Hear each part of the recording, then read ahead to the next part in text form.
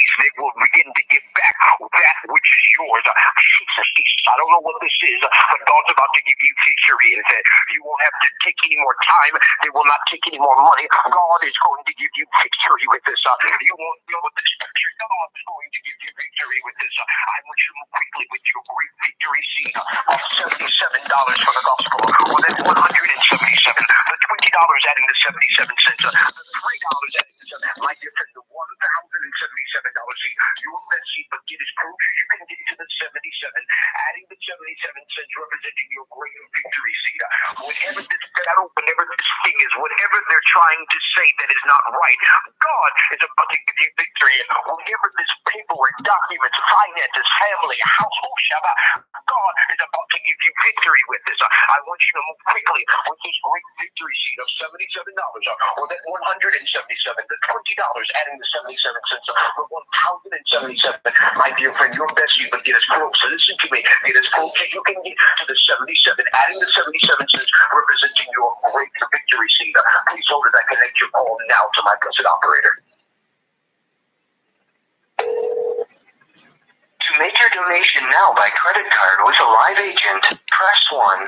Or, to save the ministry money, you can make your donation through our automated system. For this and all other questions, press 2.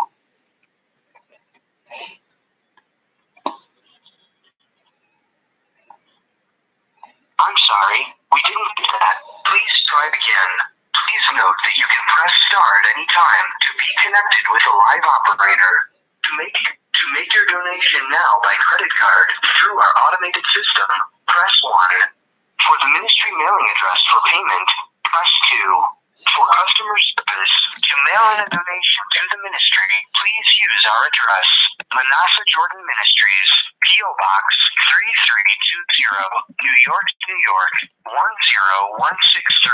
To repeat this information, please press 9. To mail in a donation to the ministry, please use our address, Manasseh Jordan Ministries, P.O. Box 3320, New York, New York 10163. To repeat this information, please press 9.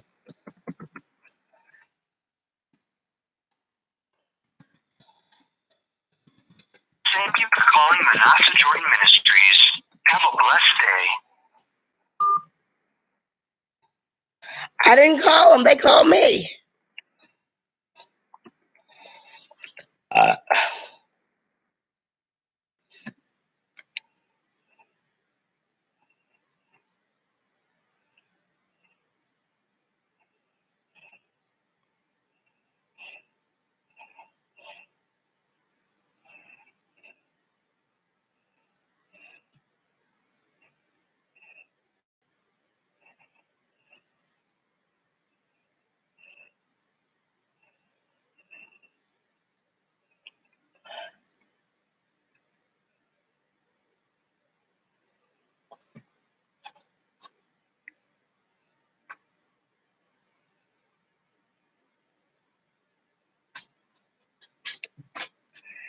Oh.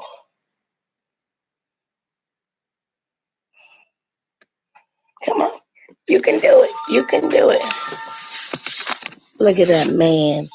Look at that man. Come on. Come on, Bear. Up here. What? You can do it. You can. Come on. Come on. Come on. Oh. Oh.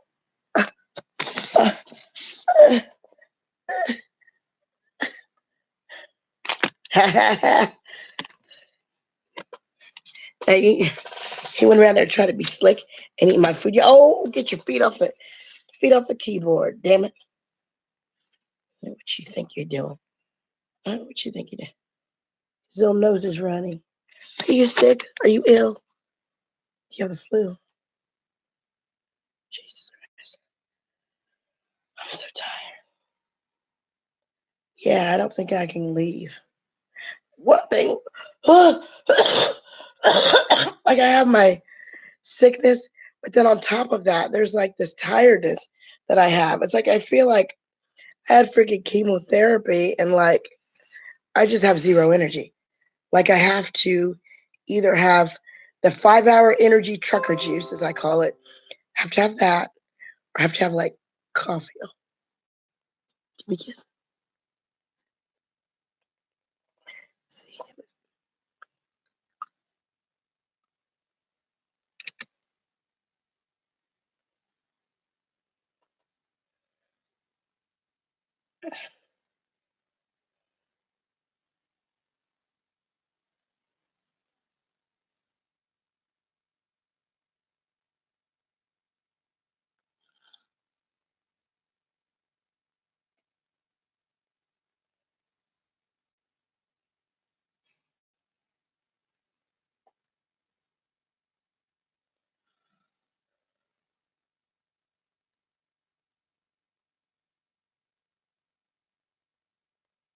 Yeah, nasty and nasty and nasty.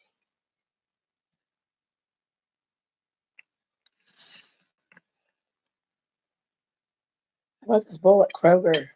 Isn't it freaking fantastic? Fantastic. I gotta clean my, or I have to straighten my book thing. Who the fuck cares? Do you care?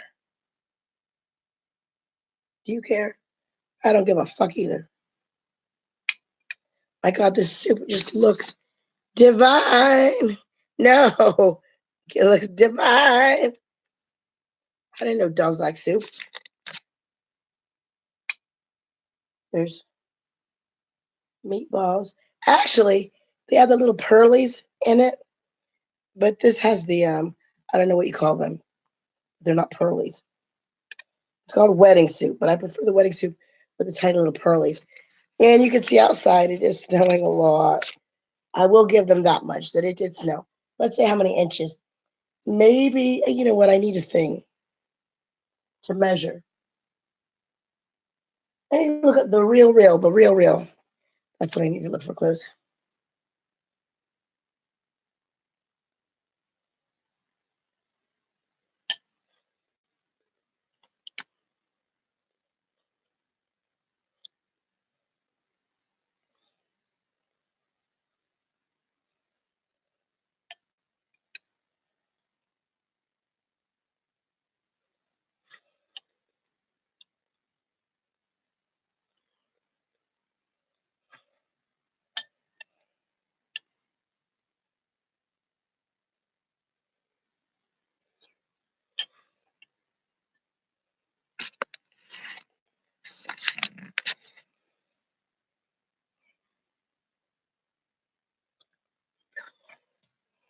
I'm wearing my underwear, my disposable underwear. I actually like them. They're very good. They're called Always Discreet Boutique, and they're actually better than underwear because if you pee, which I do, then you just throw them away. But now with underwear, like I just cannot freaking keep track. I even bought two pair of like heavy duty. I don't know where they are. Actually, here's what happens. I'll put my clothes in a plastic bag for laundry. Then I'll get a notice that the manager's coming to check things out. And I'll throw everything in my closet, or I put some stuff in a friend of mine's apartment and I haven't gone back there. So that's it. But to tell you the truth, you know how in Gone with the Wind, and she says, Melly, you're as weak as a kitten. I'm as weak as a kitten. And I got my new bed, which my animals love. You can see that they love it. The other one, if I can turn, he's in love. Magoo, he's in love with the bed. I'm in love with the bed. The only thing is, okay, I've got GERD and reflux, so my head needs to be slanted. And when I get on the end of the bed, I feel like it slants this way, like someone has already sat at that end. I don't know, but it's okay. I mean, as I get towards the middle, it gets better. But I'm not sure if I'm going to go to church tomorrow. I probably should not because It's like a 1.5, maybe not necessarily that long, but like a 1.5 hour drive.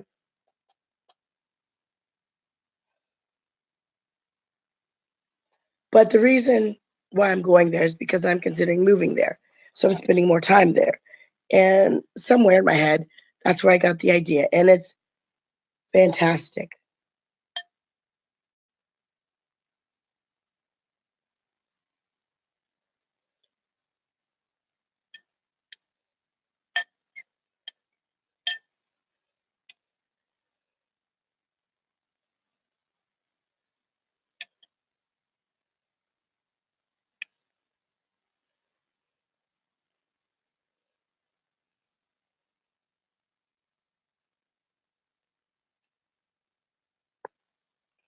Uh, so, so tired.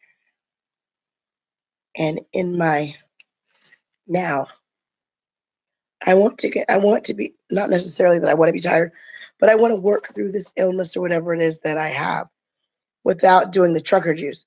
My blood pressure was like 100 and something over, extremely high. I haven't taken the medicine today, so maybe that's part of it.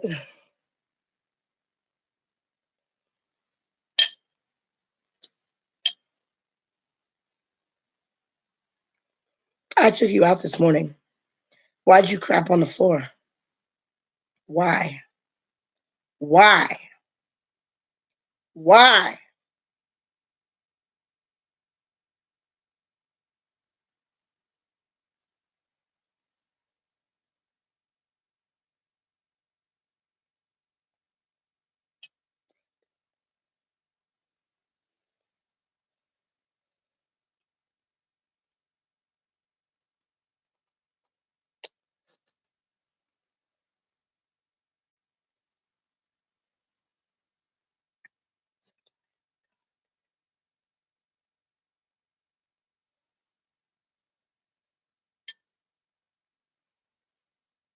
You're hot? Oh, look at his mouth. You're hot? Are you hot?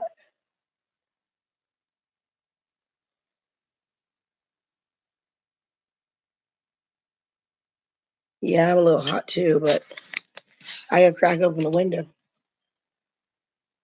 Oh, I don't even have the heat on.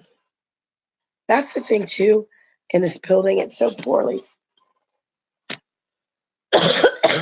insulated that, and there's no air conditioning or heat in the hallways, so the hallways stay about 90 degrees. The bottom floor is air conditioned. I don't know why. Underneath the register, there's no caulk, so I'm too lazy to move my chair. You're gonna see my undies. Wait a minute. Let me see. Okay, yeah. Wait. Okay.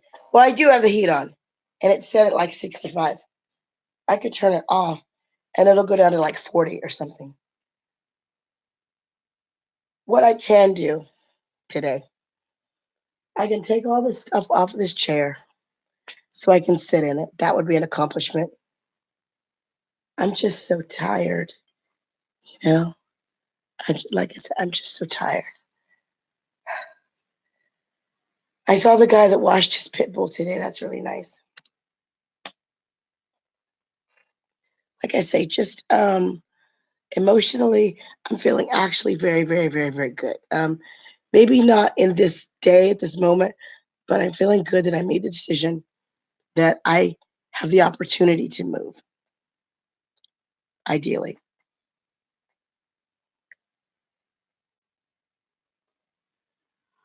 this purse.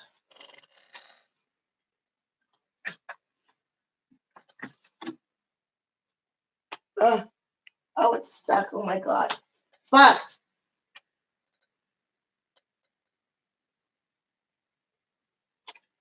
I think I just broke it. Yeah, I just snapped this part of this purse, but whatever. It's chainmail. Oh my god. And when you touch it to your skin, it's ice cold. Oh my god. Oh my god. Oh, you can touch it, doggy. Oh my God, it's chainmail. I don't want you guys to see my underwear. All right, I'll turn it like this. Uh, don't eat my soup.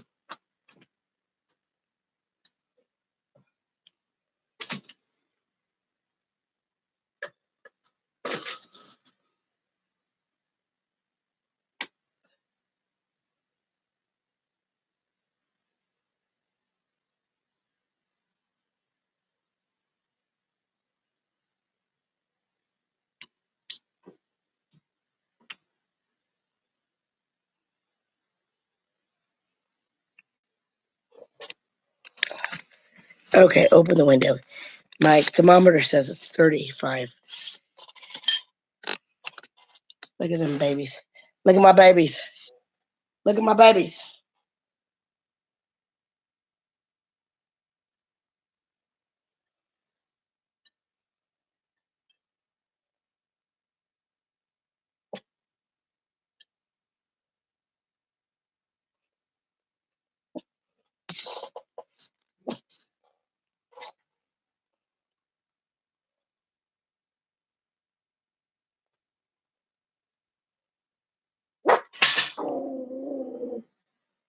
Oh, and then there's a dog outside. Lady's outside.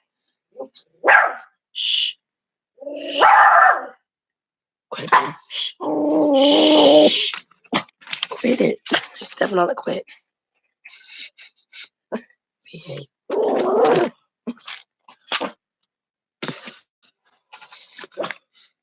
Shh, shh, shh, shh. Right, right, like you can really get to her. We're on the second floor. Quit. I don't know. He just went crazy. He saw it. What? Quit. Wait, quit stepping on the computer. Damn it. The hell's wrong with you?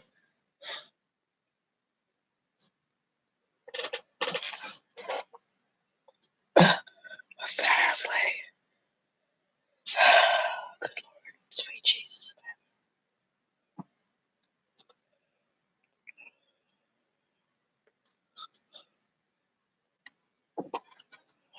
That's like the second time I've seen that dog.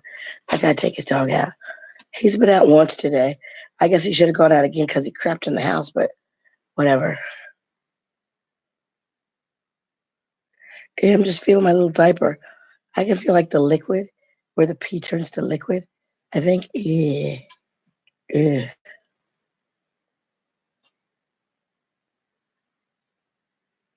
I can hear some noise too over there, like some type of weird siren. I don't know.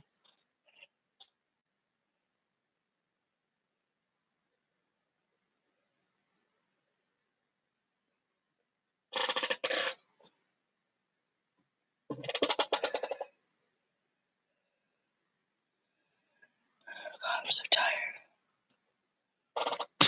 I'm so tired. I'm thankful. I'm thankful that we have a lovely place to live, that we have a nice, lovely bed, that we have two beds. Get him. Well, get him. Get him. Now he's trying to get the cat.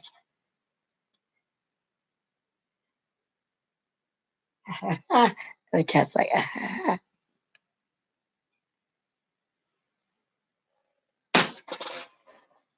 oh.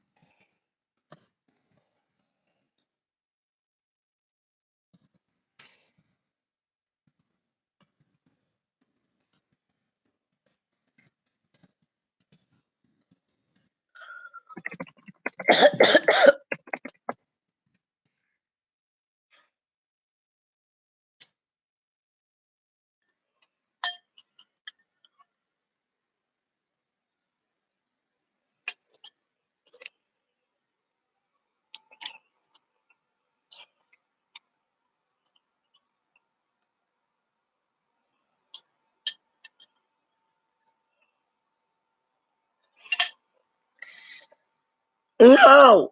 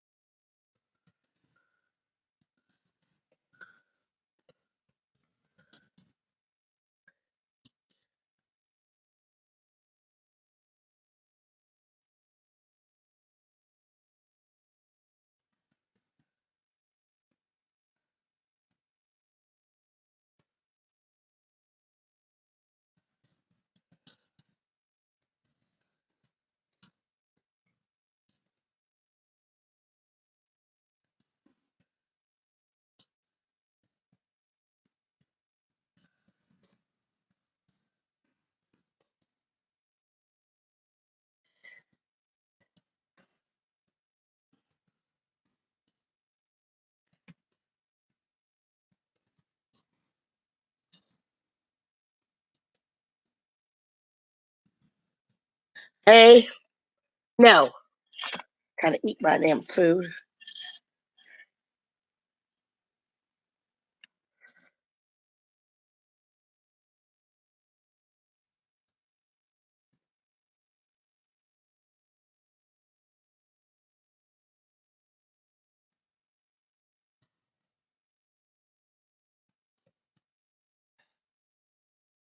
Hey, hey, hey, hey.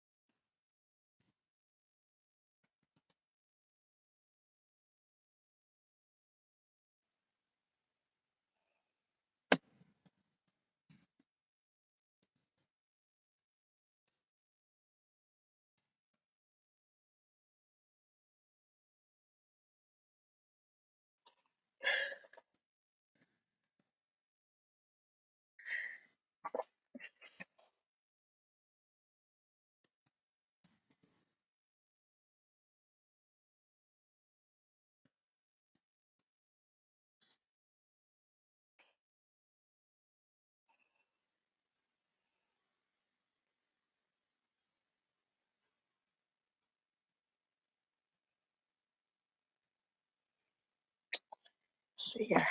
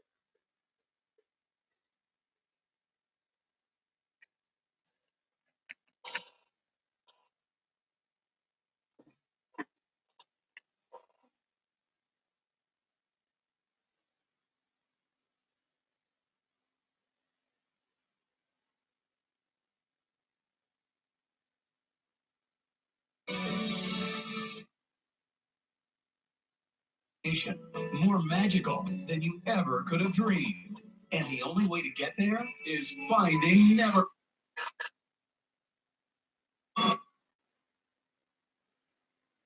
Today, to learn more. And 75% versus old, worn-out bristles. We designed equivalent. Hi, Matt. Everything has a function. So even though they're used for cooking, but they also can be used for musical art. And that's why I made those pieces. It's between me and God. It's not a separate thing. It's a merging. Whenever I create, even this piece that I wear, it's me interacting with my spirituality, with my ancestry, and I don't feel like I'm alone. I'm going by the African tradition of punctuality. I love painting, but I love the idea of personally being able to see and interact and feel the work. And that's what my work is to me. Don't step on this. I love painting, but I love the idea of keyboard. touching and interacting. And That eye goobers. Get them goobers out of your eyes. Get them goobers out of your eyes. Get them goobers. No, you can't. No, you can't eat my food. No, get off the computer. Stay off the computer. I didn't learn anything about my community, but as I grew up and went to school, I learned more about. Yeah, I didn't want you to lick my fingers. So Columbus has been a growing space for me, but also going away from Columbus has helped me to appreciate Columbus even more. And being part of the growing art community is really important to me. What I want to do is educate the youth of the Black community or any youth to let them know that they need to develop patience and listen to their spiritual selves to create, and that creation can have a positive result for them in the future.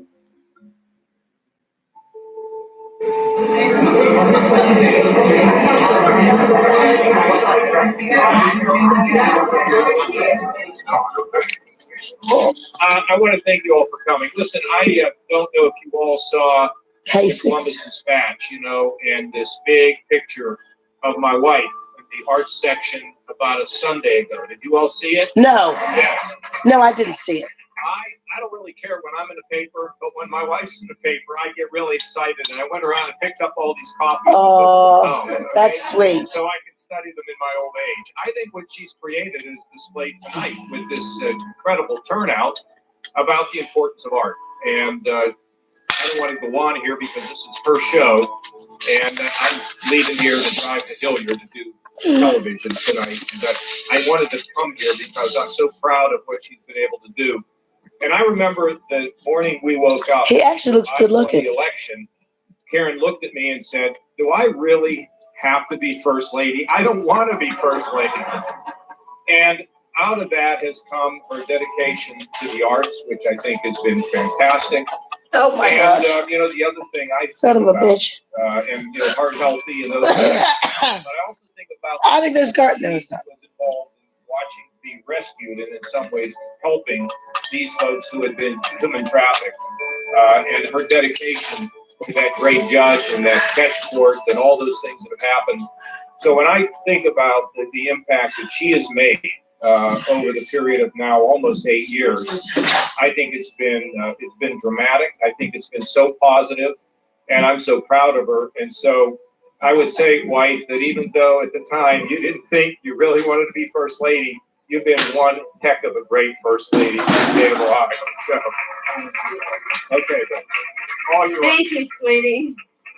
Well, this is kind of what I call going out with a bang. What a great turnout, and I am so excited that you are all here for our final Spotlight on Ohio Artists. And before we introduce all of our fabulous artists here tonight, I do want to do something special, and that is, quote, unveil a beautiful piece of art that we have here tonight. I've been First Lady for almost 8 years, and it's been a real privilege and an honor. And I wanted to try to find something that I could do to kind of give back to the state for the honor that was bestowed upon me.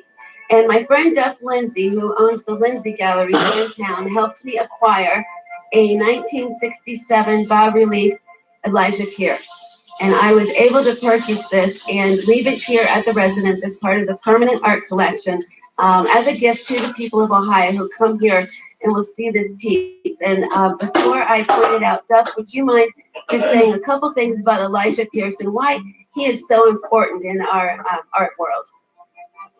For those of you who don't know about Elijah Pierce, Pierce was an African-American barber and wood carver here in Columbus. His barbershop was probably 10 minutes from here. And he was kind of a spiritual beacon in the neighborhood. He was much more than a barber, much more than an artist. He really was an inspiration for a lot of young people because the barbershop in the African-American community is usually like info. And Pierce was really inspirational and demanded good behavior of the young people who came in and talked to them about the right way to live. And he portrayed that in his carvings. So his carvings are biblical or about the right way to live. The Columbus Museum of Art has over 100 pieces, so if you're not familiar with Pierce, I would encourage you to look them up and find out what you can. And I think it's so wonderful that Karen is leaving this wonderful piece of time as a legacy of her time as First Lady, as really a gift to the people of Ohio because it will be here in the permanent collection. And it really speaks a lot about Karen and John's Christian faith because that was his message. So I think it's really fitting and a wonderful thing to honor their time in office. So thank you. Thank you, Duff. So I would like to present, I don't have any drape to pull off of this, but Born Again by Elijah Pierce, a gift to the people of Ohio from us. And there it is.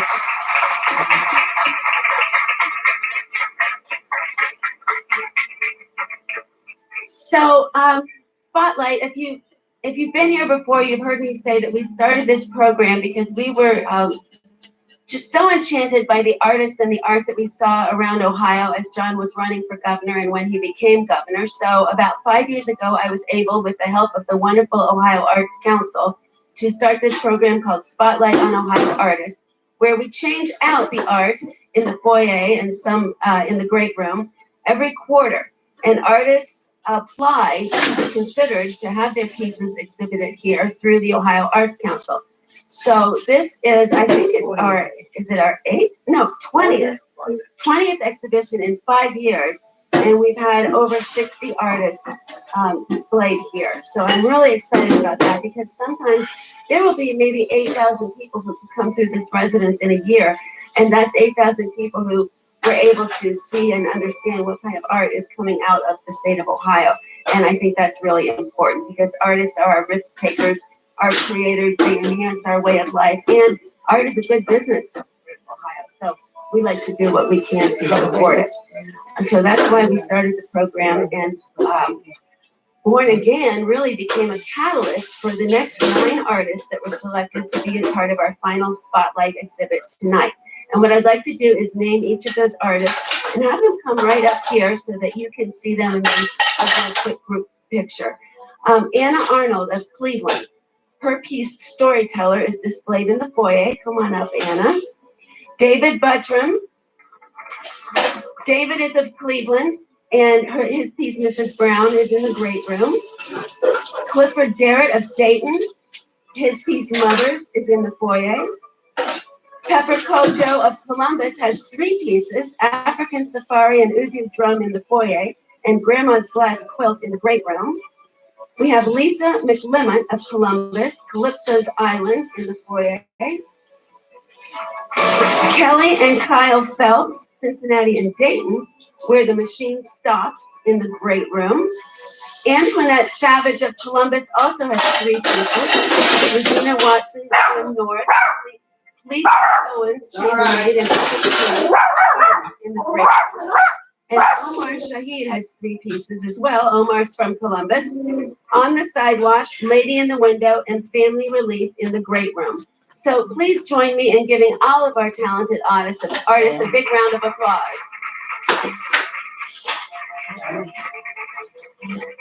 I also want to make sure and give a shout out to the 100th anniversary of the Harlem Renaissance. This is our nod to that great celebration, and I know that a lot of today's artists were inspired and influenced by all of the events of that time period, and I think it's exciting that as a nation we are celebrating that right now. So this is our shout out to the 100th anniversary celebration of the Harlem Renaissance. And I really hope that the artists will continue, the residents will continue to be a showcase for Ohio's artists even after I'm gone in January, and would encourage you all to encourage the Next First family to support the arts. So please enjoy the rest of the reception. There are beverages out here and food in the dining room, and please enjoy yourself. Thank you.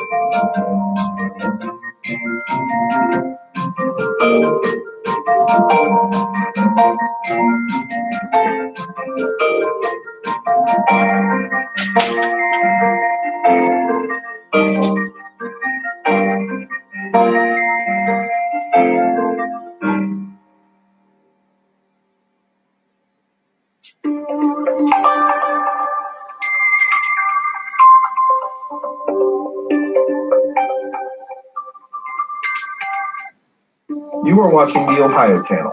Any duplication, retransmission, or other use of any portion of this service without the express written consent of the Ohio Channel is strictly prohibited.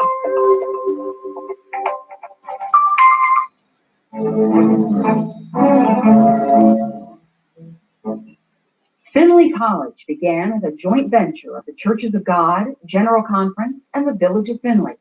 It was chartered on January 28, 1882, to provide a liberal arts education within a Christian context for all. On May 25, 1884, the cornerstone was laid for Old Main, which was constructed at a cost of about $51,000.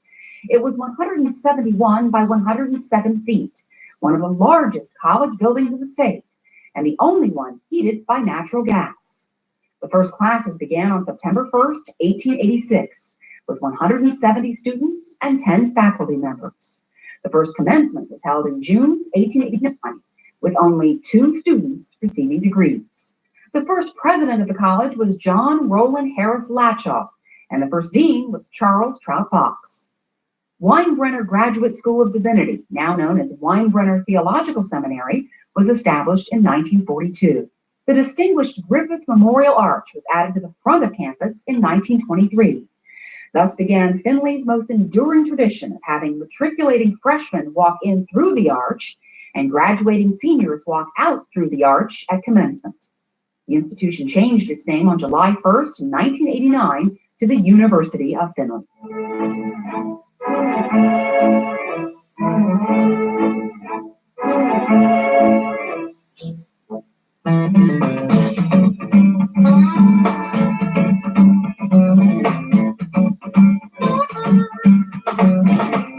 Ohio is a pretty groovy place. Wait, not that kind of groovy? You mean glacier groovy? Oh, right. It's because Ohio is home to the world's largest and most easily accessible glacier grooves in the world. Although by easy, I mean you'd have to take a ferry far out to Kelly's Island in the Erie. Located on the north side of the island, the grooves are 400 feet long, 35 feet wide, and 10 feet deep. The grooves were carved into limestone here about 18,000 years ago by the huge sheet of ice that once covered part of Ohio. As the glacier pushed across the area of the Great Lakes and Ohio, it picked up rocks and debris along the way. The glacier pushed and scraped into the ground, making striations. Striations are a series of ridges and grooves that all go in the same direction. Unfortunately, this area on Kelly's Island was mined for its limestone, and some of the grooves were removed by miners. So they were even larger at one point, but we can't see that now. These grooves aren't the only sign that the glacier was here, though. Nearby on Kelly's Island is the North Shore Alvar. An alvar is a flat area of limestone that was exposed by a passing glacier. Alvars are rare and mainly exist around the Great Lakes and in Northern Europe. It is difficult for plants to grow in this environment because the glacier scraped off most of the soil. And yet a few plants managed to hang in there, like the Northern Bog Violet, the Balsam Squawweed, and Pringle's Aster. They actually managed to make the Blankstone area look pretty nice. Alvars are also present on Pele Island, north of Kelly's Island, in the Canadian waters of Lake Erie, and south of Kelly's Island on Marblehead Peninsula. From this, you can see that the glacier traveled in a southwest direction. As you can see, the rocks here in Ohio were just going with the flow. Know Ohio is featured in full episodes of News Jack, a presentation of WVIC PBS Idea Stream, connecting today's students to today's world. To know Ohio a little better, visit newsjack.ideastream.org and to know Ohio a lot. It's covered up the sidewalk, so I will say that we could have gotten 4 inches.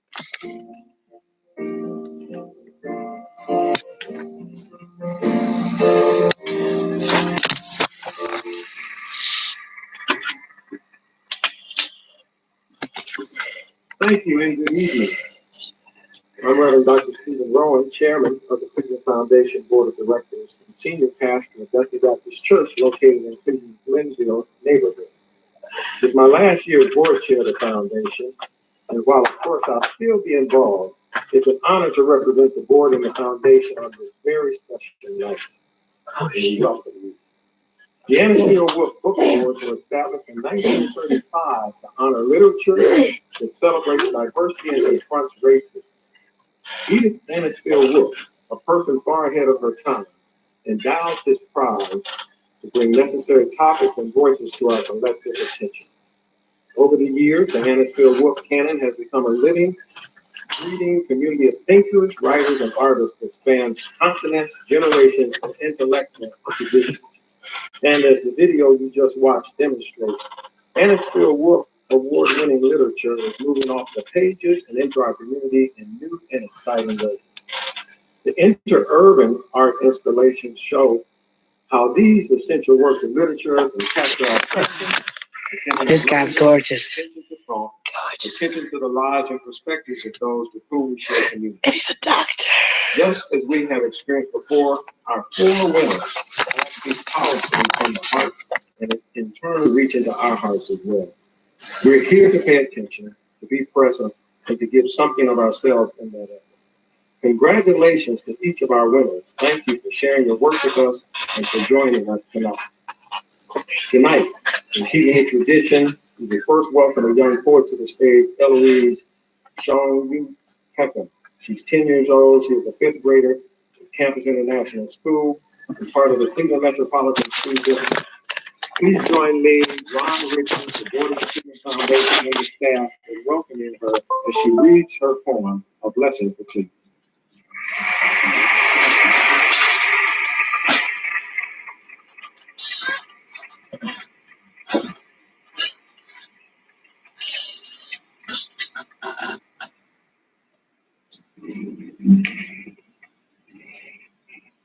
A blessing for Cleveland. May the river be called crooked. May its heavy current cleanse your sorrow. May you walk the streets and hear a steady rhythm ring. May you taste victory washing over you, like it was meant for you. In our city, there are cavaliers. Hear our battle cry, not of war, but of joy. May you feel this world accept you for who you want to become. May your feet sink into the sand on the banks of a lake that's clear. May the people who are silenced rise like butterflies on the sidewalk on the corner of Lorraine.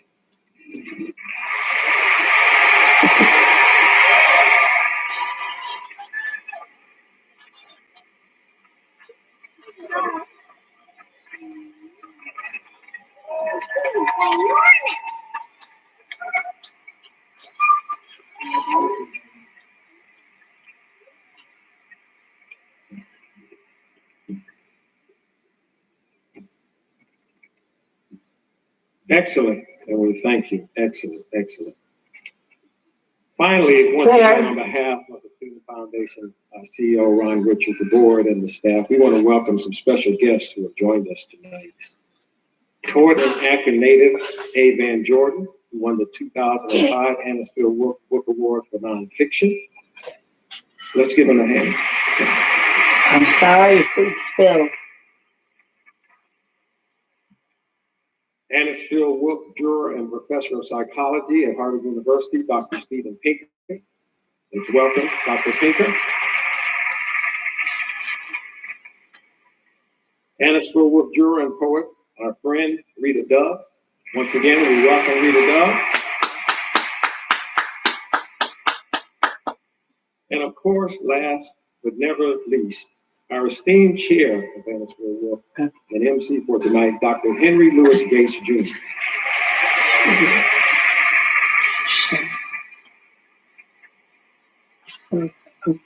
Affectionately known to many of us as Skip, Dr. Gates is the founding director of the Hutchins Center for African and American Research at Harvard University. And he again is chair of the Anisfield Wolf Awards jury. We're blessed to have him as our host this evening, and as I said to him backstage, 27 years to do anything is a long time. And he's done such a great job over the years. We're so thankful to him for his service to Anisfield Wolf. And so, you know, with these book awards, he's done a fantastic job emceeing year after year, traveling back and forth from the East Coast. So I'd ask you to please, let's give a warm round of applause and a warm welcome to our dear friend, Skip Gates, Dr. Henry Louis Gates. Thank you. Thank you. Thank you so much. Give it up for Reverend Rowan, ladies and gentlemen.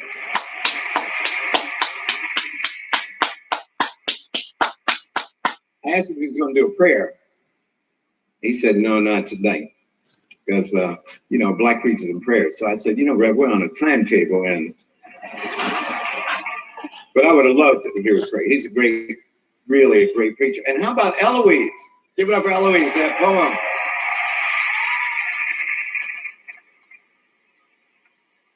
Future Anisfield Wolf Book Award winner. So I'm Henry Louis Gates Jr., and I have the enormous pleasure of serving as the chair of the jury of the Anisfield Wolf Book Awards, along with my colleagues, Rita Dove, Joyce Carol Oates, Steven Pinker, and Simon Chama. And as Good Reverend said, Rita and Steven are with us tonight. So please give it up for the jury, and especially for Rita and for Steven.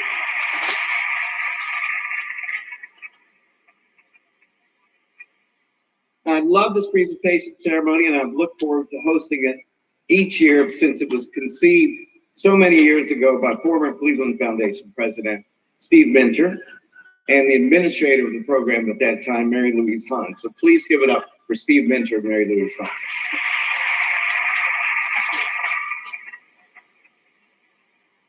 Now, it's a special pleasure to be in Cleveland this evening, where a week ago at this very hour, the Browns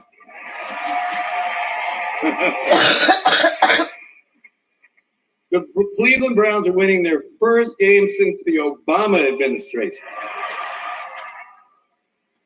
I mean, we all miss Barack, but I mean, damn, you know, this is what I mean. Now, I used to be a fabulous fan of the Browns. It's no joke. When Jim Brown was a man, when Jim Brown dominated the gridiron. And I hope that that tradition will be returning to the team soon. So let's give it up for the Browns. Now, I understand that the Budweiser company donated free beer to mark last week's victory. You know, most of y'all don't know this, but I got a free beer once.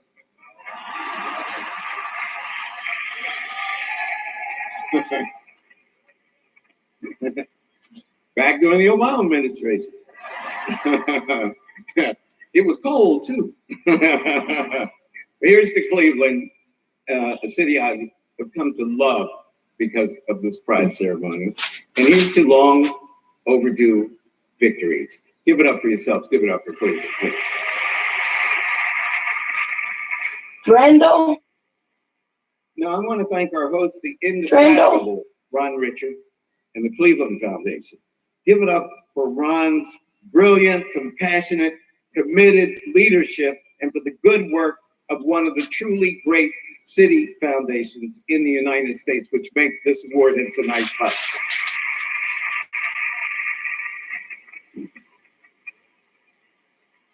The guiding force of the evening, the person who makes sure every detail is in place, the person who does so much to bring us all together, is our friend Karen Long. It is she who creates this setting for our celebration of Edith Anisfield Wolf's vision of literature in the service of life, and for Edith's incredible foresight back in 1935, ladies and gentlemen, when she established this prize, in making a space for reading and understanding diversity's place in our shared civic life. So please join me in giving it up for Karen Long, and please welcome this year's Anisfield Wolf Book Award winners. Ladies and gentlemen, Karen Long.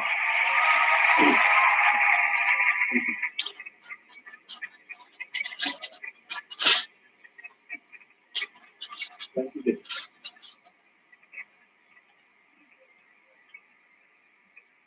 And now to the fun part. And there's so much more to find out. It's an end. With Kim on the verge of victory, a UN force led by American troops carries out a daring counterattack.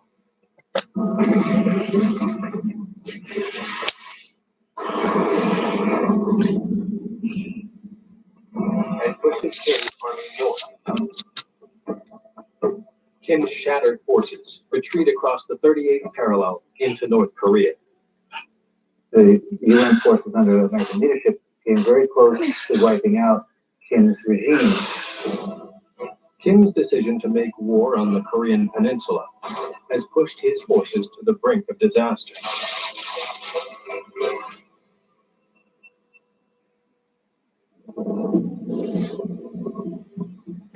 October 1, 1950.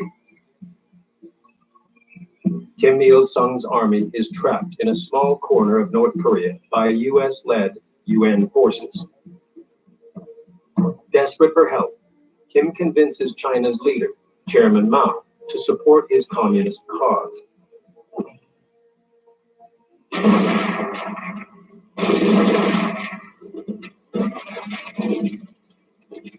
Three weeks later,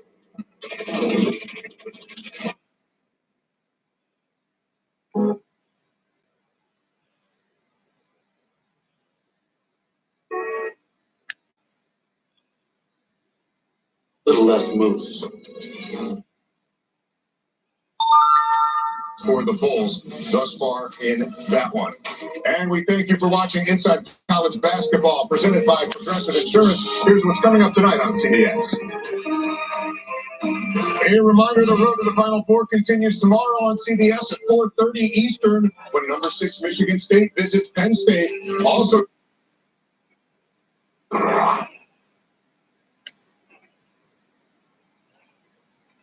Andy's career is similar in many ways to your Hall of Fame career. Before winning Super Bowl 41, people asked about playoffs and all those things. Is that something you feel? Is that something Andy's thinking about this week? He absolutely does feel it. He is thinking about it. He's told us, don't worry about it. It's not us, but I promise you, it's on your mind. You can't get away from it. I was fired in Tampa for not winning enough playoff games. Andy's not going to get fired, but he knows this is a big, big game for him. Come on. Come on. Come on. You can do it. You can do it. You can do it. You got it. You got this. Come on. All right, man.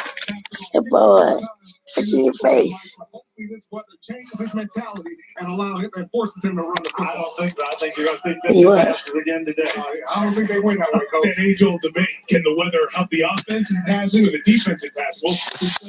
Well, why don't we take it inside here a little bit? Get a look at what's going on. Some of the players warming up early on field. I'm tired, baby dog. I can't do nothing. Gets back in the offense and Sammy Watkins. So Sammy Watkins been battling a foot injury for about the last 7 or 8 weeks, and they need him to be at full strength if they want to make a true Super Bowl run. It's one of the biggest weapons on their offense. Damn, I don't know where they are, but it's snowing like hell. He's looking like he's going to play today and be ready to go. And Chris, it's not just the passing game, it's the running game. And Damian Williams had over 100 yards against the Seahawks a few weeks ago. The Chiefs are going to need him to run between the tackles, gain some yards, get some first downs, and carry that offense. Well, let me flip it over, Mike, to the Colts offense. And Tony, their explosive piece in T.Y. Hilton. Yeah, he hasn't been able to practice lately. I was up there Wednesday. I talked to him in the training room. He said he feels good, and the Colts do not believe there's a man in the Chiefs secondary that can match up with him.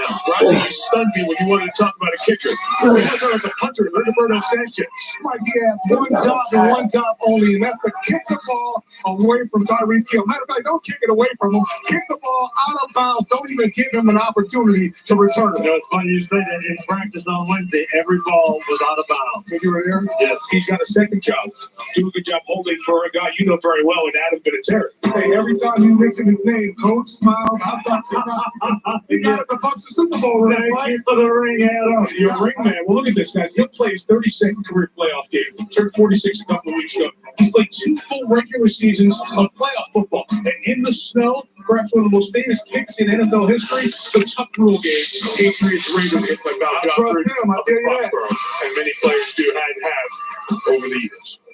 Well, we pause for some sad news. J.D. Gibbs, the 49-year-old son of Hall of Fame football coach Joe Gibbs, passed away last night from complications following a long battle with a neurological disease. J.D. was the co-founder of Joe Gibbs Racing, which has won 4 championships in NASCAR's top level. All of us at NBC send our thoughts to Joe and the entire Gibbs family, the passing of J.D. Gibbs yesterday.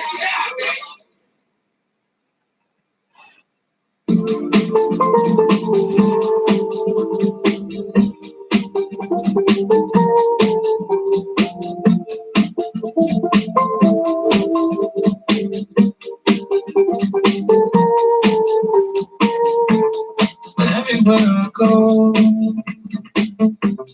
there's always something to remind me of another place and time.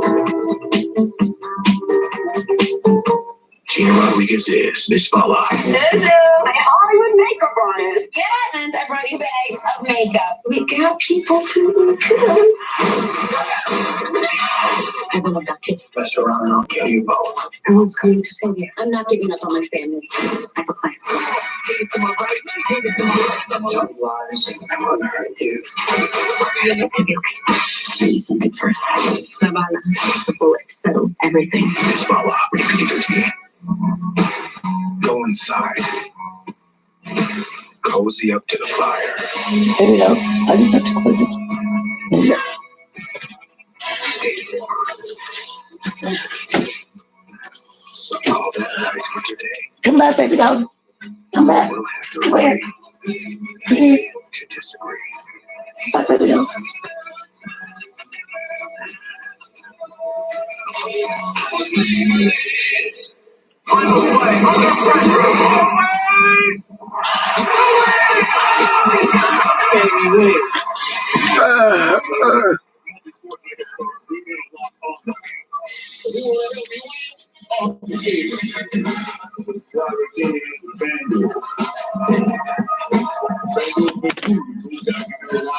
Process so you can be confident in your picks. Now, just listen to win on FanDuel. Get a $5 bonus on your first deposit. It's this year's #1 new show.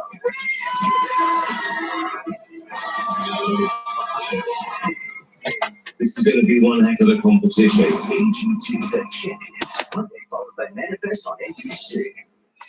Nothing in this world worth having ever comes easy. Hardest thing overcomes yourself. This is everything I've worked for. This is what I'm meant to be. All new Titan games Thursday on NBC.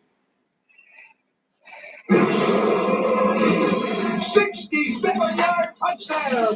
Mahomes with Mahomes magic. 50 touchdowns in a single season. Shovel past the Kelsey's head. It's up to 5 minutes into the end zone. Touchdown! Kelsey has broken the all-time record in a single season. Attempting that play. He's at the 30 and Tito for the score. Touchdown! Tyreek Hill. Hey. Leading receiver in Chiefs history. Get him. This is fascinating because you got this high-powered offense. Usually that's a warm-weather team. It's an outdoor team in the conditions. Upper 20s, snow throughout the game. But these key players have been larger-than-life heroes all year for KC. All record setters, as you can see.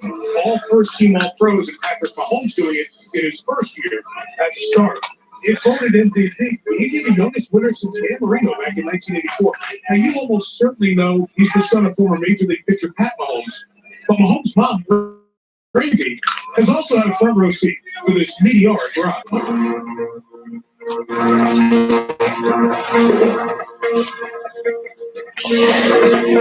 Patrick was very competitive even as a kid at place.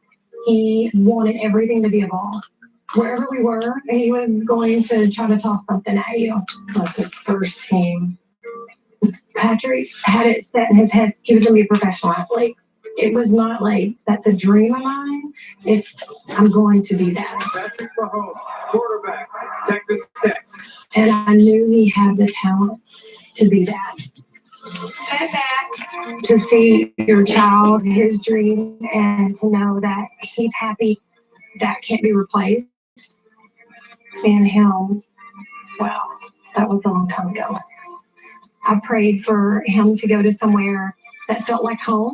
And I will say Kansas City feels like home because with, I'm going to tear up, with him being an adult, I wanted him to be in a place that he could feel home.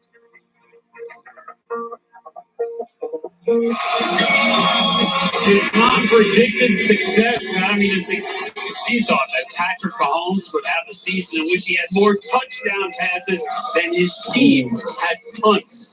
Most will look at the numbers, just the third quarterback ever to post a 50-touchdown season. Manning and Brady at the other two, and they both did it much later on in their careers than the 23-year-old Mahomes.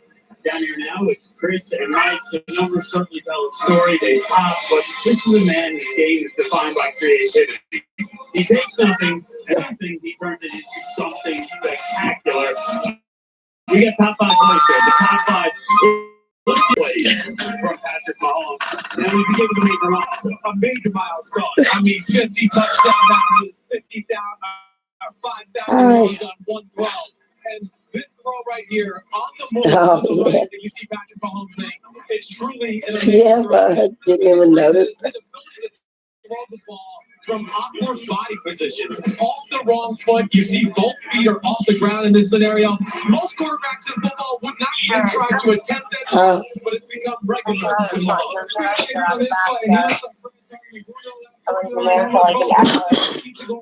Yeah, I was in there last night. I got some Epsom salt. and he can make those throws from any position, any arm angle. He did it all year Yeah, long. you You put a don't little have to bath use it on as and I much as you just laid in there. and then you're out. Okay, Monday night Little football. sneezing my head off. My nose got to get to the breeze and I lift your chat. Oh, really? I'm getting better, I think. That was truly unbelievable there. Better than you throwing left. Yeah, left it. All the animals just got into bed just now. It's a pillow top, so they all love it. They get all soft.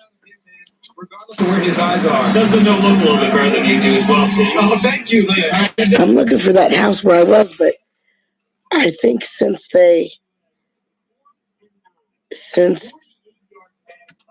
it's like the picture shows up as a dirt lot. So that's funny. Like, I don't know if it's across the street.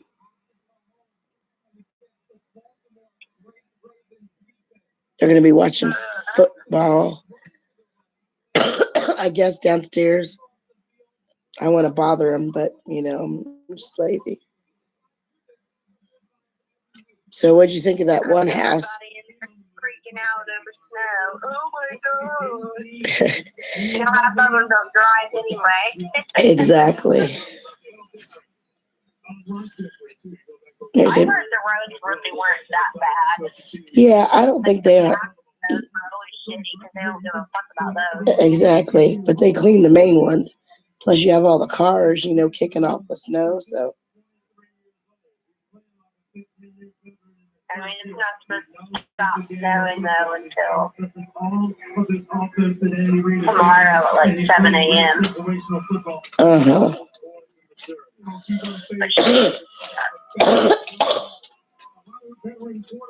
You see them lose their confidence when they make a mistake, not this kid. He is special. But what do you do?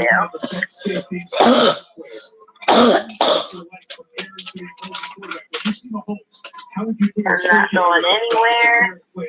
I think the one thing you have to do is you have to keep them in the pocket because they're so dynamic when he Yeah, it was funny at the Y. There was a lot of people. They were trying to be nice. It was really funny because, I don't know, people just annoy me. But like the ladies would say, they wouldn't smile, but they tell their kids, like, don't jump, you're splashing people, meaning splashing me. And I'm like, that's all right, that's all right. But like big kids, like, I don't know, 12, 13, they just like jump in over your head, And one lady had she's with her husband, and they had 3 babies that were all like 3 and under. It was cute, yeah. I could tell they're Christian, I think the one, his name was something, I forget what it was. Zachariah or, some crap, out of the Bible. He was walking and he fell down and started crying. And the little boy in the pool, he was like 13, he's like, he made this sound. He's like, are you okay? And his dad just snatched him up. And he cried for like a good minute, then he quit. Yeah, but the water coming out of the jets, it's hot, but like I couldn't move from it because the the air temperature is so cold. I'm like, I can't even get out. I can't get out at all. And then the locker rooms are all nice, like the tile on the floor is white, but you could see the dirt from people's damn feet and shoes. And I'm like, oh my God, that's so disgusting. They need to clean it, like between the time they. I'm on my period. I between the time they open and the time they close, they should just like squeegee it down, They got one of those spinners you put your swimsuit in. I didn't do it. Spin the water out of it. I'm like, oh, that's neat. My swimsuit, the one we got at the at thrift store, it's all bleached out. It's too bad. That was a pretty suit. But oh well, that's what happens to them. I have the other one you can have. Okay, thanks. I'm gonna have to get some old ones, like just wear clothes, like shorts and t-shirts. Because that's just crazy. I mean, it destroys the hell out of swimsuits. And I haven't even worn it that much.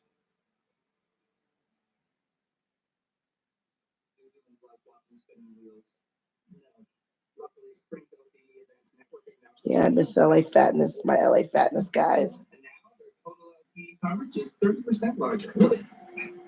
That's the guy that dies in the end.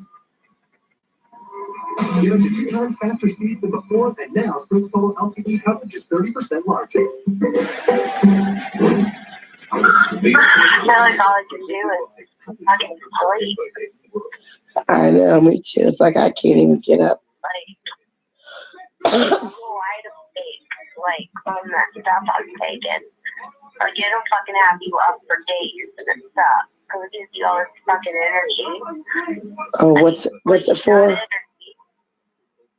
What's it for? These little, kind of like Advocate. Why do you take them? Like, what's it for? It's like a dietary supplement, but it gives you energy. Like it's got the shit in it that they put in like pre-workout because I've been working out again now that I'm off that medication shit. Uh-huh. Did the doctor give it to you? Did the doctor give it to you? No, I got it online. What's it called? Apex. Uh-huh. It's Apex PX5. It's like Advocate. Do you know what Advocate is? No. Advocate is that, I'm surprised you can get this online, but it's really hard to find. Somebody pretty much leaked it out. Advocate is that diet pill that you get. You have to go to Kentucky to get it. You get it in Ohio.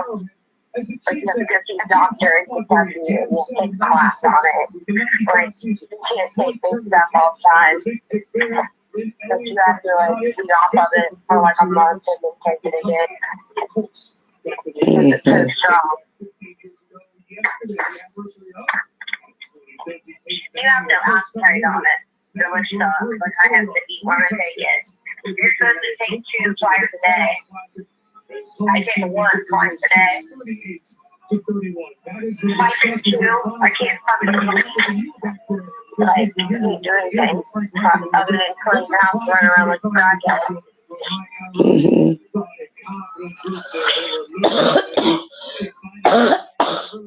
It matches up very well. They're not shabby. They don't make jittery either for the energy that you have.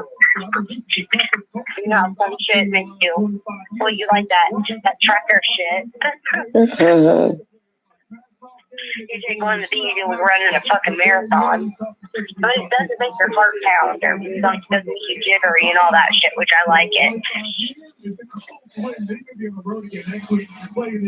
You just feel like you are well rested and ready to get shit done.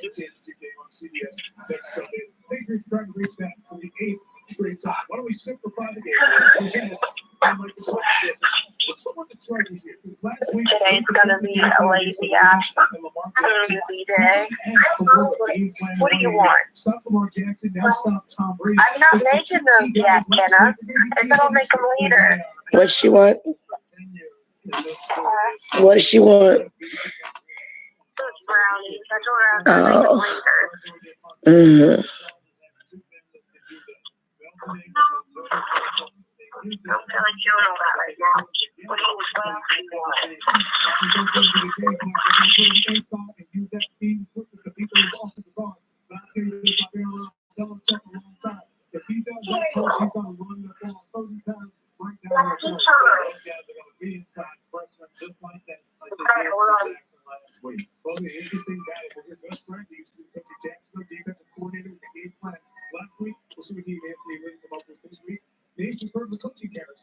I hate to be a delivery driver out there. Oh, yeah.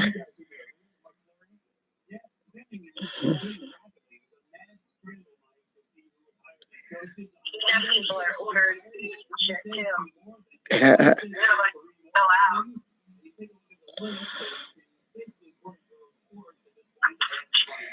I'm like, here's a good one. $3 million. It's $3,499,000. 5 bedroom, 10 baths, 15,000 square feet. Looks like a castle. It's not far where my ex lives. It's crazy. I'm like, he picked a good area to live in.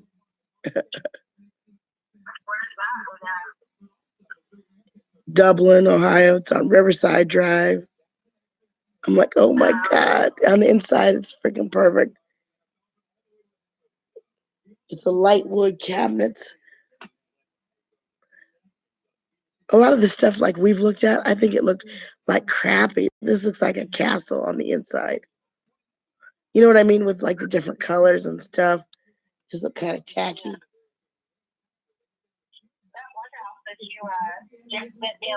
Oh yeah. Yeah. The indoor pool. Yeah. And that's big enough. You can get enough people in there. You wouldn't even see them, you know. Where I was the other night, the lady, it was 2 bedroom, but it was like, it felt like more to me. Well, the ceilings were like 12 feet high or something crazy. And then a basement. And she had a, I guess it's a sauna. You get in it. I want to go to LA Fatness so bad. Because I miss like that hot water. And I want to get in the sauna. It's crazy.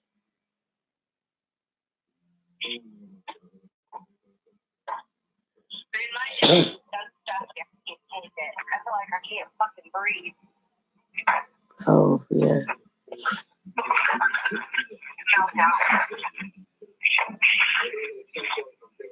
I ate eggs so bad. It's so stupid. I had all those eggs, like 30 eggs, but I didn't use them. I think they're bad. It's like, Bear, go get some eggs. I'm not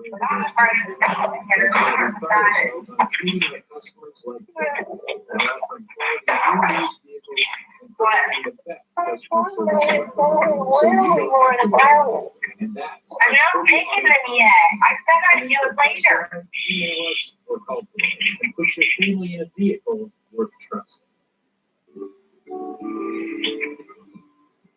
Whether you work inside or out, at home or away, on a farm or online, the goods and services you sell are your business.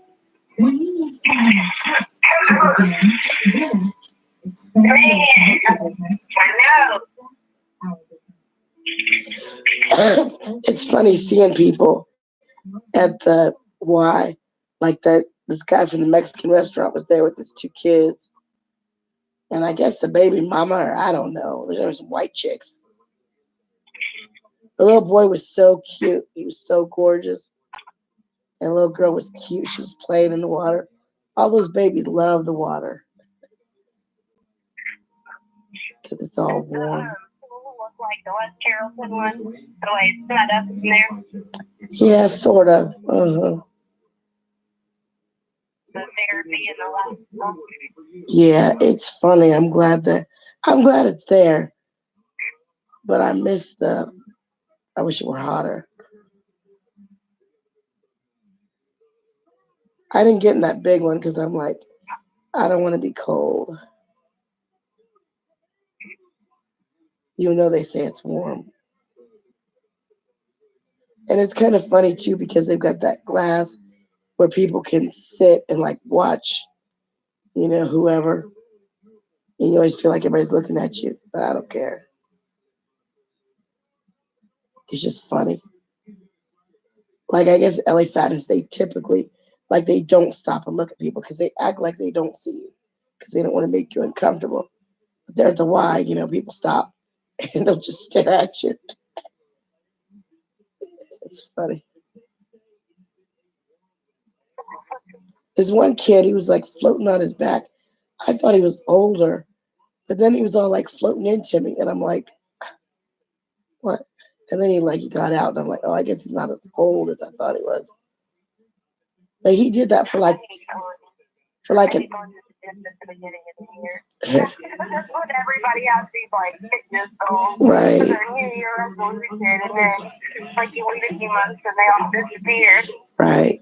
He was floating for like a good hour, 2 hours. It was hilarious. On those noodles, just on his back. That was kind of funny. And this one guy was kind of weird. He was like Chris. He was talking to the lifeguard, and I was talking to her, and we had a good talk. But it was kind of funny because it says they're not supposed to talk. But we had her busy for like 20 minutes. Talking about how old she was. I think she's 17. I was going to go into the medic or some crap. It was funny. I told Walt, I said, I'm going to train to be a lifeguard at Bondi Beach. You know, that's in Australia. And he just got up and walked away, saying how I was crazy or something. You're going to find your husband in there. Yeah, that's what I'm looking for. A rich one. I have met some rich guys lately. I was listening to these affirmations. So that's good. Find a wealthy husband.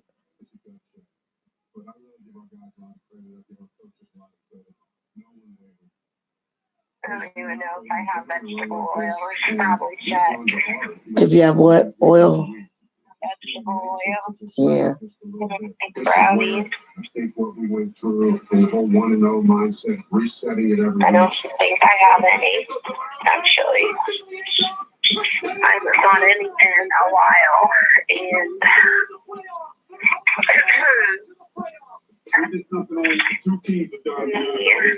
need it. No, everything else. Damn it. So for us, that process. Not going to the store. You played with Tim Kelly, you coached Peyton Manning. I know, it's funny. I was at Walmart and they had that, they're saying, you know, there's a special in aisle 23 or whatever. And so I went, and some dumbass girl with a big old diamond ring, you know, she was showing off this stuff called, I think it's called, forget the name now, but anyway, it's natural. And it'll take off like permanent marker on a tile, all this kind of crap. And then she said they're selling it for $30. But I just went away. But the lady got like, it's concentrated. So it's like 2 years worth for $30. Anyway. Oh, and it's supposed to get rid of pet stains.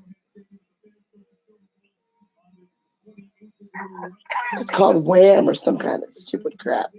Or Whip It. I think it's called Whip It. I'm like, so what's in it? And she said, eucalyptus and some kind of crap. I wanted to say, well, I can make that shit on my own. I don't need to spend $30.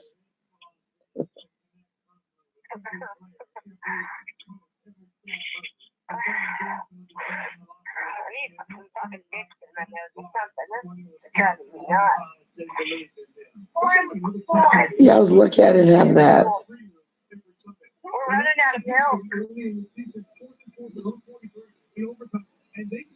Drink that.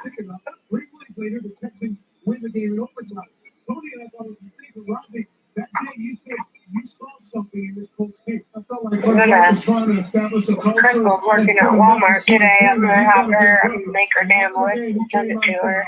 Yeah. Bring some shit. Have her bring some eggs. I will. Is she living with you? Hold on a second. All right. for a minute. They give up a few sacks this entire season. Then you have the Kansas City defense. They sack the quarterback more than any team this season. So that's the fascinating matchup. What's the best matchup within that matchup? I think you got to look at the guard of the Indianapolis Colts, Quentin Nelson. He's the best guard in football right now. Versus Chris Jones, number 95 for the Kansas City Chiefs. Other than Aaron Donald, he's the best pass rushing interior line, a defensive lineman in all of football. But it's not just Chris Jones. It's Justice Houston and Steve Ford. Their ability to get pressure on Luck will help their secondary. That defense has not been a strength all year for the Kansas City Chiefs. And then you get into the Colts offensive line, their pass protection. It's the best pass protection. And he's getting about 4 maneuvers. Able to come to a work project. He showed up rather than the once. The fan.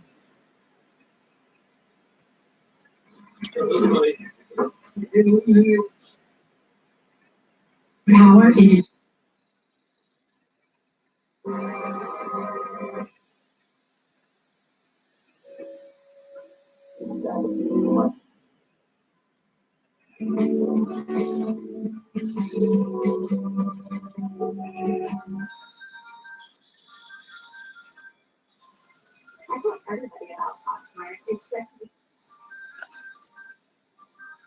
I don't know.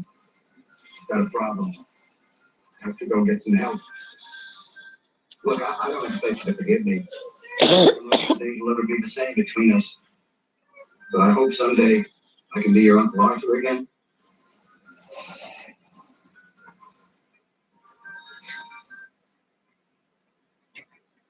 Well, maybe someday.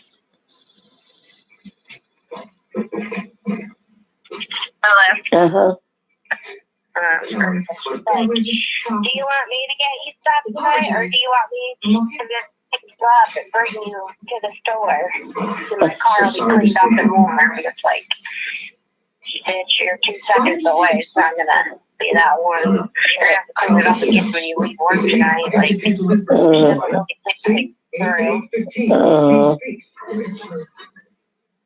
me off anyway. She pissed me off the whole work thing. It hasn't been normal since. I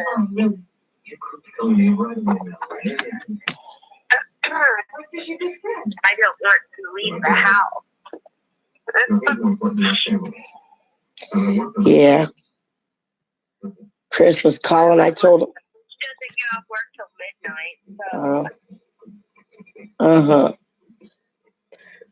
I was telling Chris that he should come around during the day. And he said, why? I said, I don't like that you come over here and you're just going to drink up, all night. And he's like, why? And then he finally got it.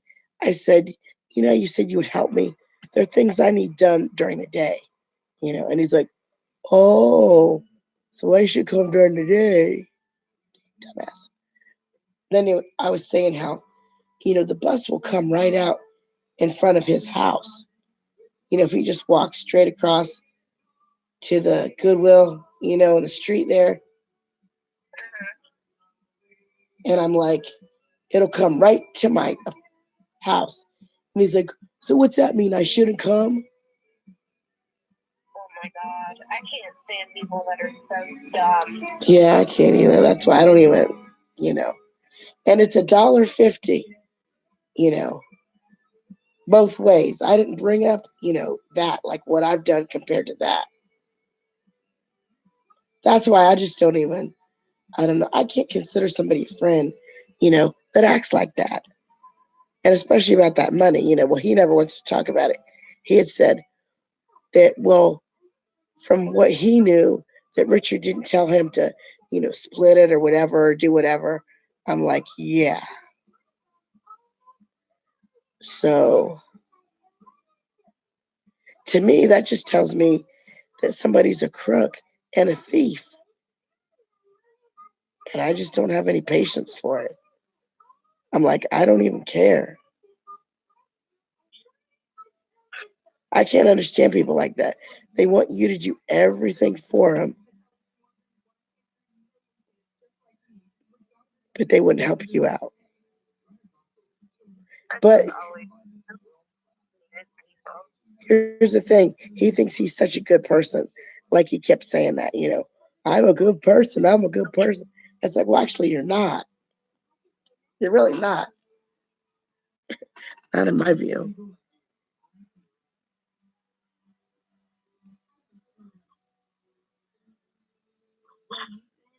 And the whole, it's one, oh, it's one thing if like somebody has, like a drug problem, an alcohol problem, and they're trying to work on it. But it's like, he thinks it's funny or cute or, yeah, just like to get fucked up and high. I'm like, that's great. That's really great. Everybody's got a choice, in life, what they're going to do. And if that's the choice you make, I don't want to be anywhere around you.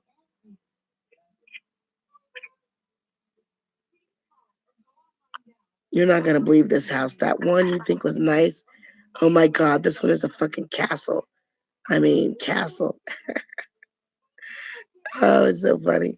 I need to print these out and like just put them up on my wall. And watch it. Before long, I'll be in one of them. They're so cute. He comes up here and he's laying in the back of my legs. Creepy fucking letters and like act like they're from Rick or somebody to slide them underneath the door. What do you mean, write them about what? I got this. Yeah, that's funny. That's cute. Yeah. Trying to remember like Rick or like or Steve or Denny. Oh yeah, I get that. I roll around and take shit with you. Or I want to send him like 5,000 Christmas cards because he put a note on his door that said something like save a tree. I'd rather have you tell me, Merry Christmas. So I'm going to send him like 5,000 cards in the mail.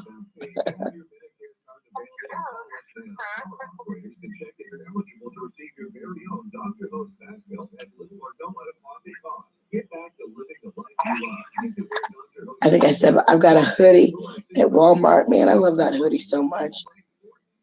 I can just put it on. Don't have to worry about anything. Just stay warm.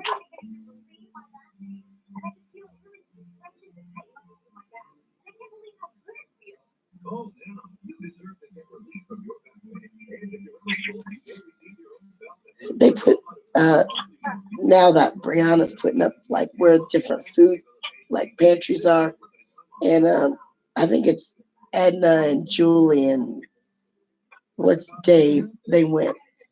I just think it's so disgusting how they always go to those food banks and they don't need that much food.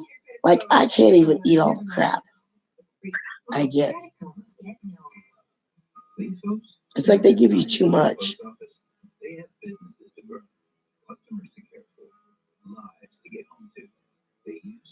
Oh, and Rick was talking about how they have these turkeys and you'll get in line for it. I'm like, I'm sorry, I cannot wait 3 hours outside for a damn turkey. I've got money for a turkey. If I want to fuck a turkey, I'll buy a turkey. I'm not waiting outside 3 hours for a free turkey. I don't care that much about it. Maybe I should have Chris. So yeah, Chris, you stand in line there. Tell him I'll give it to him, but don't do it. I told him, I said, yeah, I'll cook on Thanksgiving. But then I was like, I just got real depressed. And I was worried about this place. And I'm like, I'm not doing shit. And then he was asking too. He's like, kept asking, so are you going to have the corn and mashed potatoes? I'm like, I'm not cooking nothing.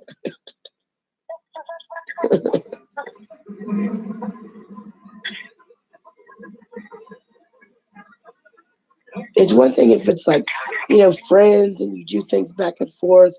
And like, I appreciate, like all the time she took me to McDonald's and always got me stuff, and stuff like that.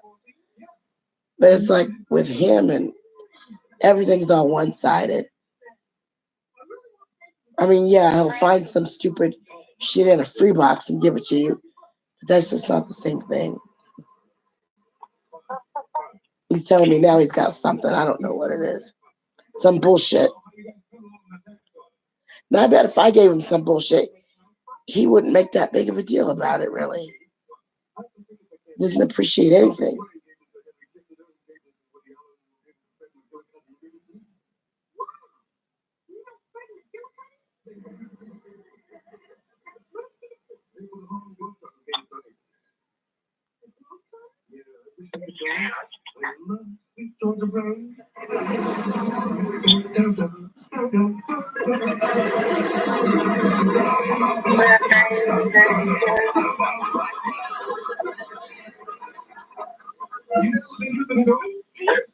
What do you say, Jack? We go? Oh, Rick, I'm sorry. I have a business meeting tonight, buddy.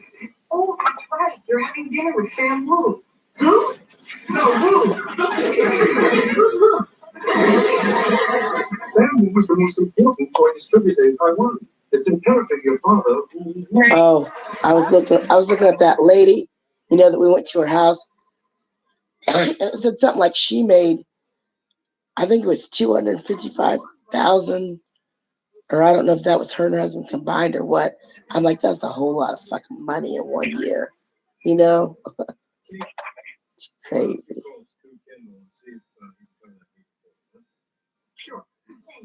And I guess they've got a house in the Hilton Head or some crap. But she's really sweet. They're all really sweet.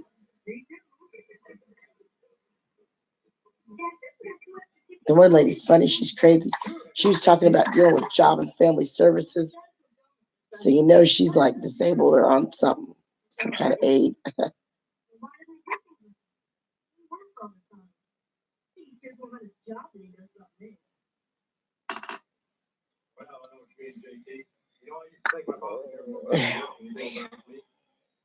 This thing has 5 bedrooms, 10 baths, and 15,000 square feet.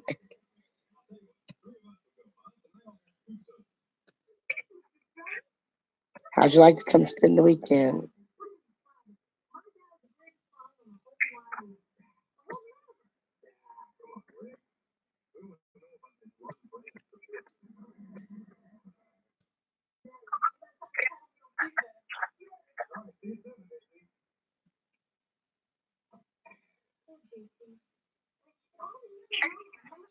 Wow.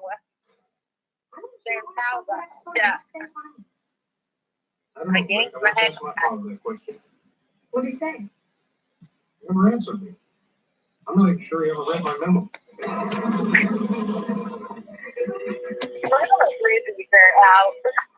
Like when. Yeah? You were Stratton? Yes, I am, Phil. Well, I'm L.P. Martin, JT's father. Well, I'm pleased to meet you, Stratton. I got a phone to pick with you. What seems to be the problem? The problem is you're always taking my son to the movies, or video arcades, or miniature golf. You're coaching his baseball team. And tonight, to top it off, you want to take him to see the Harlem Globetrotters. Right, I should be shocked. Very funny, Stratton. If I want jokes, I go turn on P-Hall. Now listen, your son would much rather you do these things with him. It seems to me you're so wrapped up in your job, you can't give him much attention. Oh yeah, I'm wrapped up in my job. Because we're moving contestants, I've been holding out 2 jobs to keep Reynolds down. Hold on a second, Bucky. Okay. I'm Taylor's grandma. Okay. Bye. No, you look. I get home from my day job at 5 o'clock. That gives me 20 minutes to walk down my day. Then I get 5 minutes to spend with each of my 3 kids before I go to my night job. You know how JT and I spent our 5 minutes tonight? With him telling me what a great father you are. And me feeling like an out-and-out disgrace. Guess I started to be pretty rough. Yeah. I finally got mad. Told him he couldn't go with you. Looks like that's a little harsh. Couldn't you ask your boss for just this one night off to be with your son? Yeah, right. For a basketball game. Oh, he'd give me the night off, all right. He'd give me every night off. I'm sorry, I didn't realize. I don't want your sorry, I'll say. But I do envy you for one thing, Stan. Time, the free time that you have to spend with your son. And what I gotta be doing on a late Monday night job. So couldn't you rearrange your schedule somehow?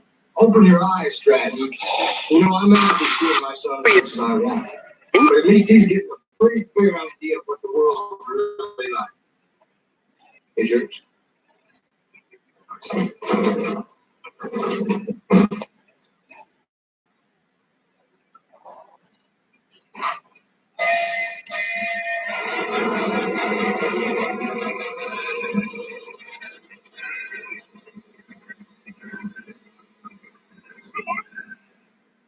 Rick, I just found out JT can't go to the game now. How come? Because that's where his dad wants it. Parents, they're a totally different animal. How about we take Chubby and Chubby Farm? No, Rick. Yeah, I guess you're right. There are only 4 seats. If we bring the vitamins, we'll be home for us. I'm gonna go down the Bucks back and balls and buy myself a minute. I'll just put on the chocolate, okay? Hold on, no. It's not okay. What's the matter with the mid you have? Look, there's all that. Look, it just says Pumpkin Inn.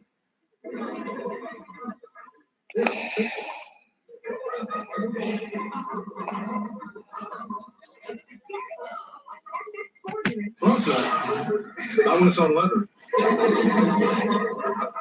But quick, I've been thinking. I decided I'm not going to that game tonight either. What? Why not? Well, I really do have to work. This is a joke, right? You're kidding.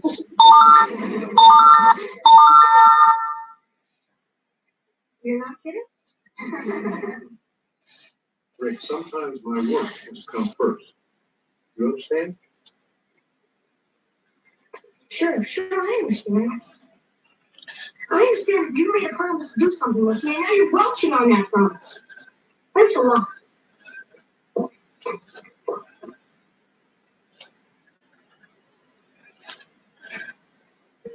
Your paycheck, your family depends on it. But if something happens to you, you need life insurance. And chances are SelectQuote can get it for you for under $1 a day. SelectQuote found Alec, 38, a 5.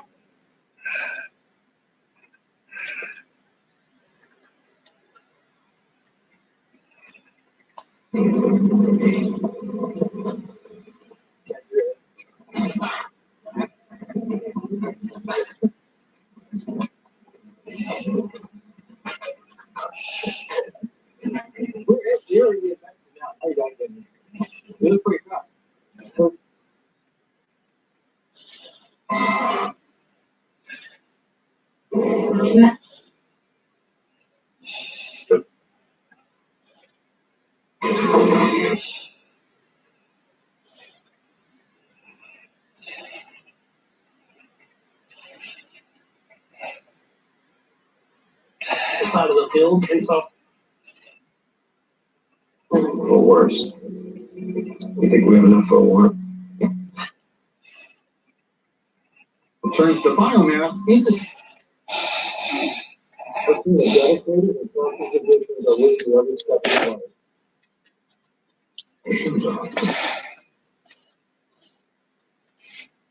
The wider grill provides here. Down to just 10 minutes to get the with a These kids committed some of the worst crimes in the annals of modern warfare. The atrocities here at De La Salle College Chapel were typical. Japanese troops slaughtered scores of civilians who taken refuge here during the battle. Fernando Vasquez Prada lost his entire family. Japanese went after me. I was too big for them to throw me in the air like they did with the other children on Biometric. So they went after me.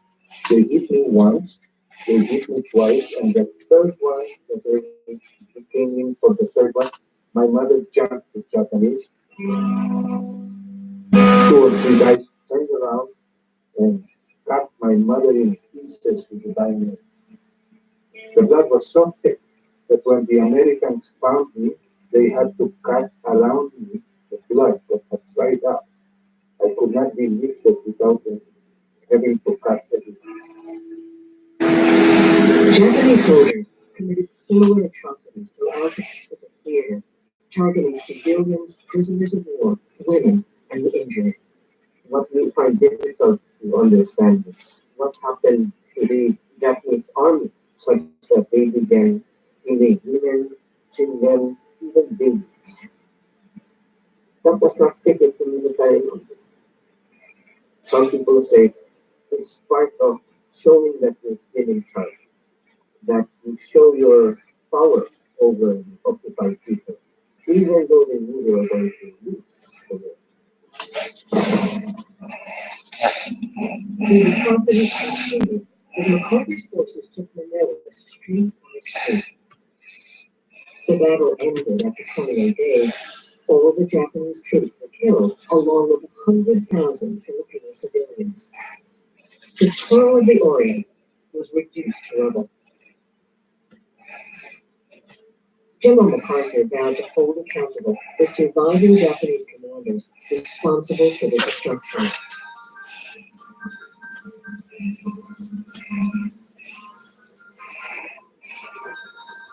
American troops pursued the Japanese army to the mountain village of Baguio. It was here that General Yamashita and his remaining troops retreated when the U.S. Army first advanced on Manila. Yamashita held out in the woods and jungle until he heard on a shortwave radio that Japan had signed a surrender in Tokyo Bay on the decks of the USS Missouri on September 2nd. And at that point, Edward Mercury's loyal officer, he launched down and literally surrendered his sword to the Americans. Informed of the surrender ceremony that many of his comrades had committed suicide, Yamashita replied, "If I kill myself, someone else will have to take the blame."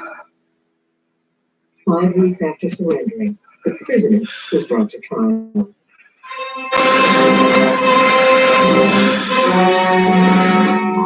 In war-ravaged Manila, the former Japanese commander in the Philippines is charged with responsibility for the wholesale rape and murder committed by his forces in Manila.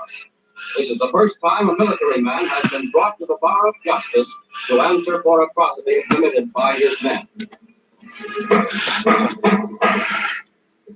Proceed with the trial of the United States versus General Yamashita. When I walked into the room where the trial was held, I was in the presence of ghosts. Not only the ghosts of the ghosts of the victims who had come there to testify, ghosts of the lawyers who were put on by the prosecution and the defense. This is the room where post-war justice began in many real ways. Then as now, the presence of General Douglas MacArthur dominated the MacArthur was headquartered in Tokyo. He was determined to defeat his former enemy in the Manila courtyard, just as he had on the battlefield. This was a Douglas MacArthur production from start to finish. He handpicked the generals who would sit in judgment of General Yamashita. He approved the charge, a charge that General Yamashita failed to control his troops, permitting them to carry out these atrocities against Filipino people. Certainly, it is a crime to order the atrocity to be committed, to participate in committing them, but to say that he was unable to control his troops, and that is completely unprecedented. It's like a military charge. After hundreds of witnesses and survivors detailed the atrocities, that you knew of or ever heard of any of those killings. 聞いて、この説明を受けたことがある。また、そういう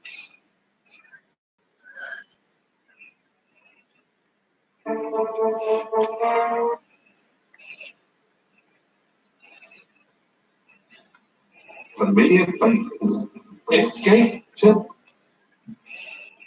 All in love, man, but I'm not gonna be able to do this.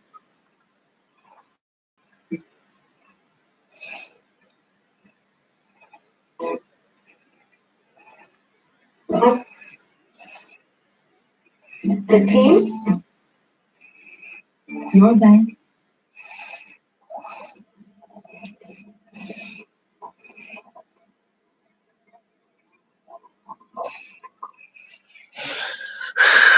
Visual standards of excellence and elegance. I intend to rectify that situation immediately. Hey! Clean up this crap!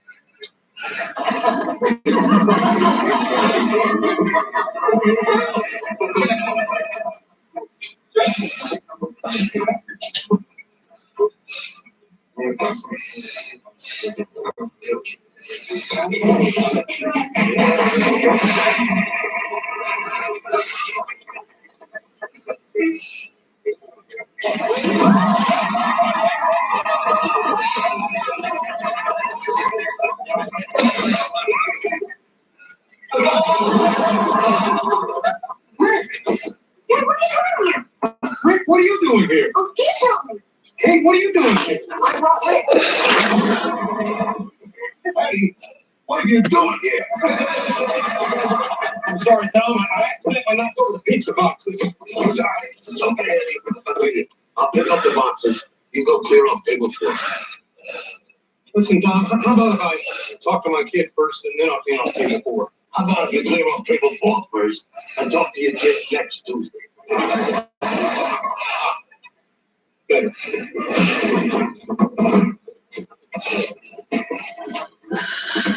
I can't deal with this. I got work. I think it's important for Rick to know why you're here. I told you I want to keep it a secret. I know, but I think he should know the truth right now. Hey, clear off the table. Well, Tom, could I just for Clear off the table!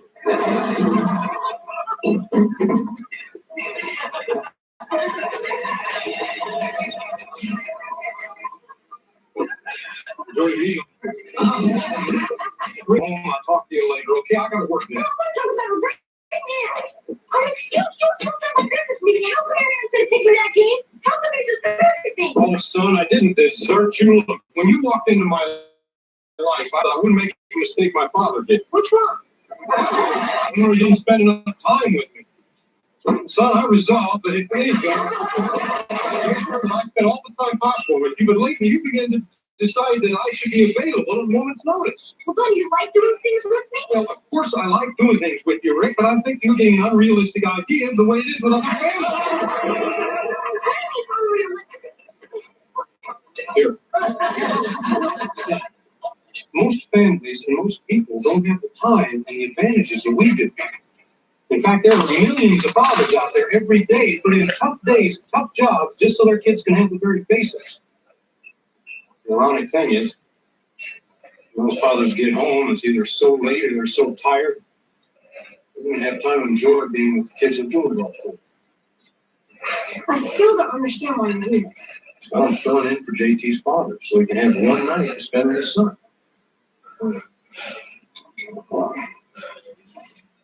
Yeah, you see, I'm really glad you told me this because I thought the reason you didn't take me tonight was because you were getting bored with me. Bored with you? Yeah, like I wasn't new to you anymore. It's like when I got my pogo stick. I was helping on that thing every day for 3 solid weeks. And I got my glow-in-the-dark yo-yo, and I forgot all about my pogo stick. So I was sitting in the garage next to a ripped-up old bottle lounge. Yeah. I was afraid I was becoming your pogo stick. Son, you could never be my pogo stick. You are and always will be my yoga. I mean, you know what I never get bored. Never.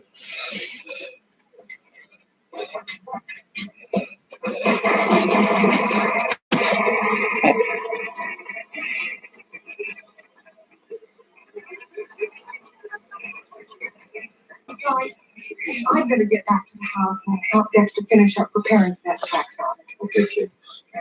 Thank you for bringing me. We'll see you, huh? Dad, is it okay if I stay and help you clean up? I need all the help I can get. Oh, Dom, listen, Dom, I'm really very sorry. I promise you, I won't mess up on you. It's okay, Eddie. Bye, guys. Oh, bye.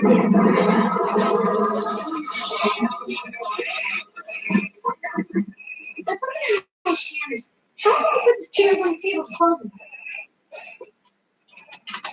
Oh, I had to ask. Hey, Stratton. LB. Hey, this is my son, Rick. Nice to meet you. So how was the Gold Drivers game? It was fantastic. One of them came at us with a buck. JT and I thought for sure we were going to get soaked, but it was supposed to be paid. Well, those guys are a hoot.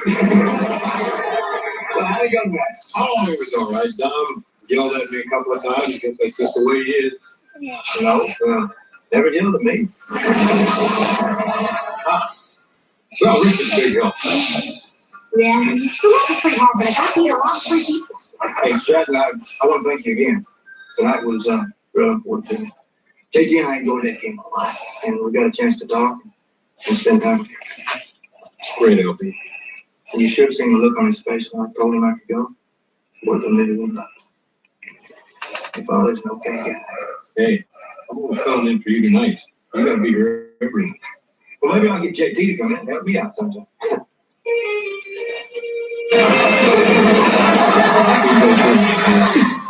We're gonna go home and get the last half an hour.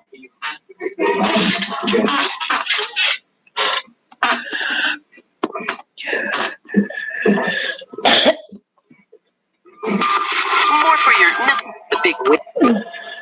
There.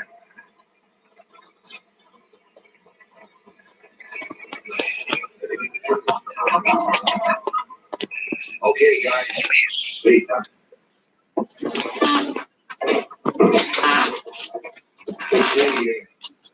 4.50 an hour times 8 hours comes to $36. All right. Now, we deduct from that all the dishes you broke and all the pizza you ate. I'll tell you what. You guys give me $16 for quality.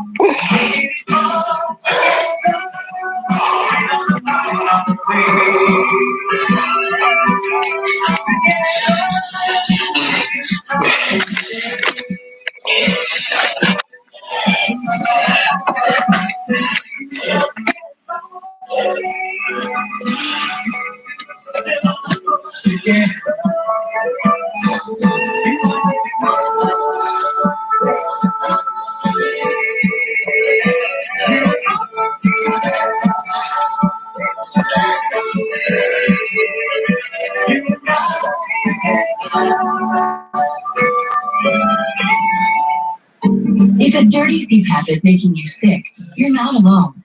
We invited CPAP users to come in and share their stories. I started to wake up with a cough in the morning, and I wasn't sure why that was. And this began after I started with I didn't even think about the fact that there would be germs growing in this dark, warm, wet environment. But as a nurse, looking back, I should have been concerned. For the So Clean CPAP sanitizer, and immediately I knew that was my solution. So Clean is the world's first automated CPAP cleaner and sanitizer. It kills 99